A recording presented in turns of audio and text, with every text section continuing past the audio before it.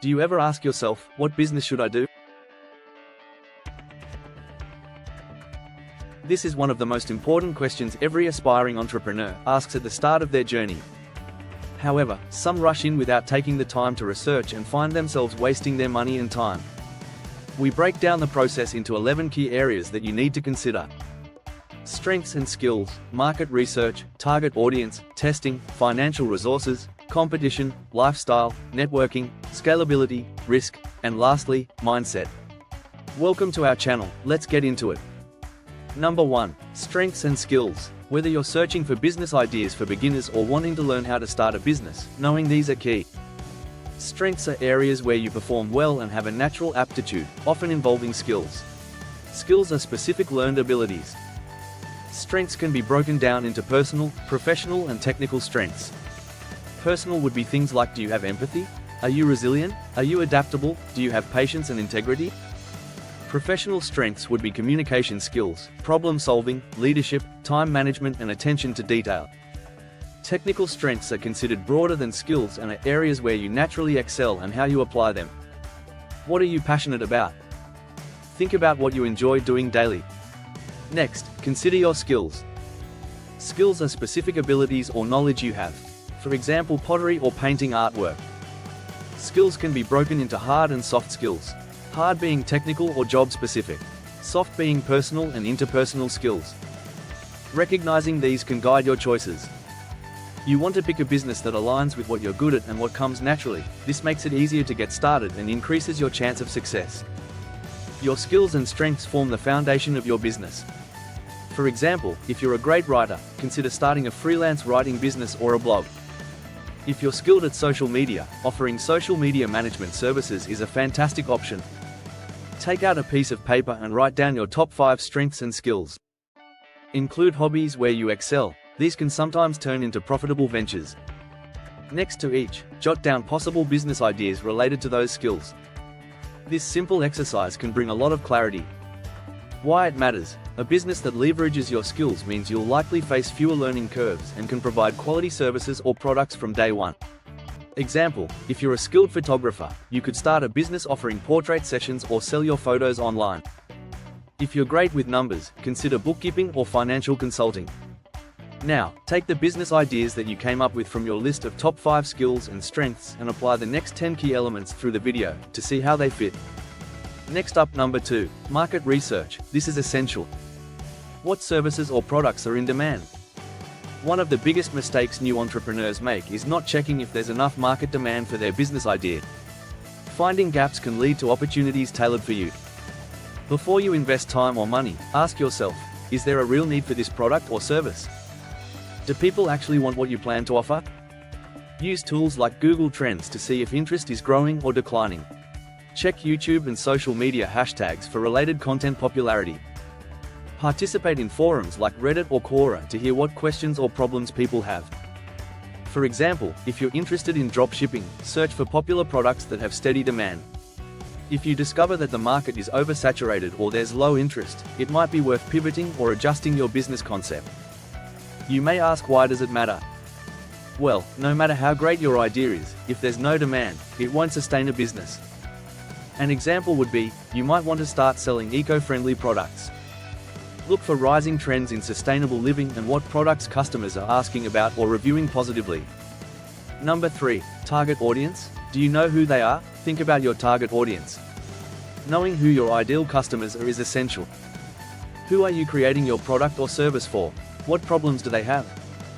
Spend time creating a customer profile, their age, interests, challenges, and where they hang out online. Who will benefit from your business? Understanding your audience helps you shape your idea. Testing is number 4. Don't just guess what people want, test your business idea. You can start small, make a prototype or offer services part-time. Use social media polls, surveys, or even simple one-on-one conversations to get feedback.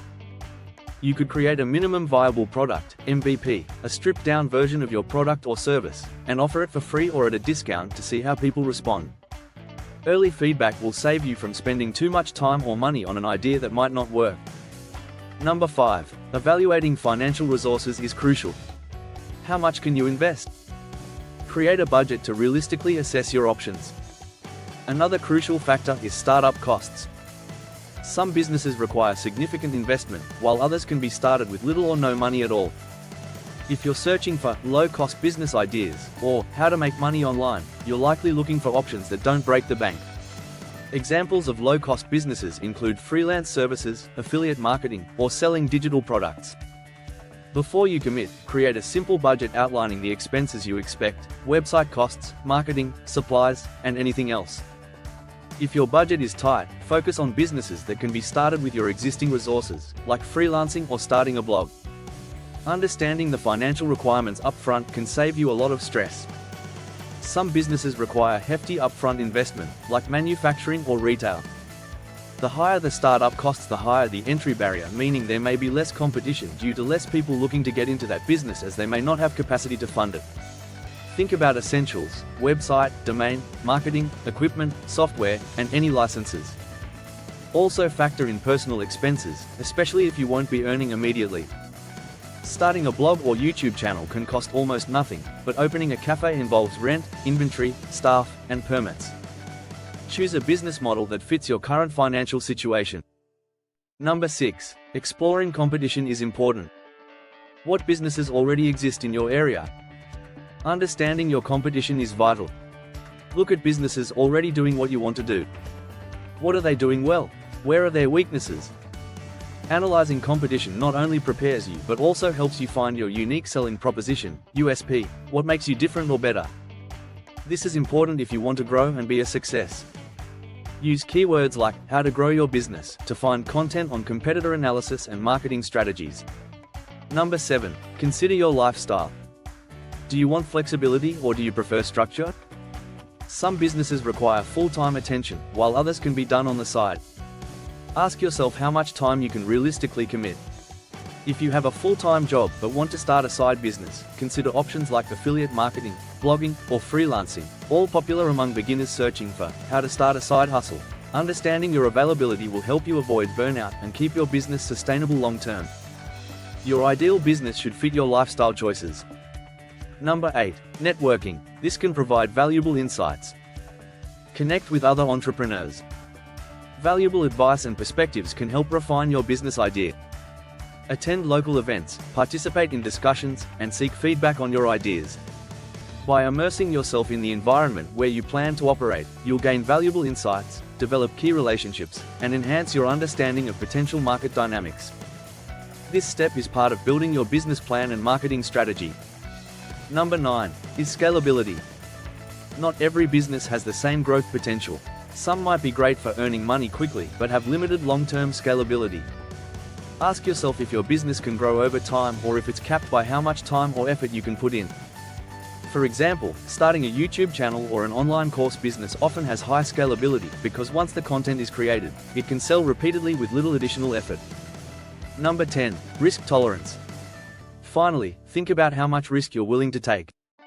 Starting any business involves uncertainty, financial risks, time investments, and sometimes emotional ups and downs. Some businesses like investing or buying physical inventory can carry higher risks. Others, like freelancing or affiliate marketing, tend to be lower risk. Being honest with yourself about your risk tolerance helps you pick a business model that feels comfortable for you. Number 11 is mindset.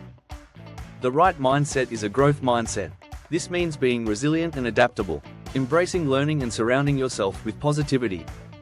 This mindset is geared toward improvement. You will not only bolster your confidence, but also enhance your ability to navigate the ever-evolving landscape of entrepreneurship, ultimately leading to long-lasting success. Each experience, whether a success or a setback, offers lessons that can refine your approach and enrich your understanding. To recap, assess your strengths and skills and list your top 5 and come up with business ideas based on them. Do your market research. Find your target audience. Test your product. Assess your finances. Check out the competition. Consider your lifestyle. Always network. Is the business idea scalable? Where's your risk level? Is your mindset right? Are you ready to find your business path? Last words. Embrace this exciting chapter and cultivate the courage to pursue your dreams. Thanks for watching. If you enjoyed this video, please like and subscribe for more content.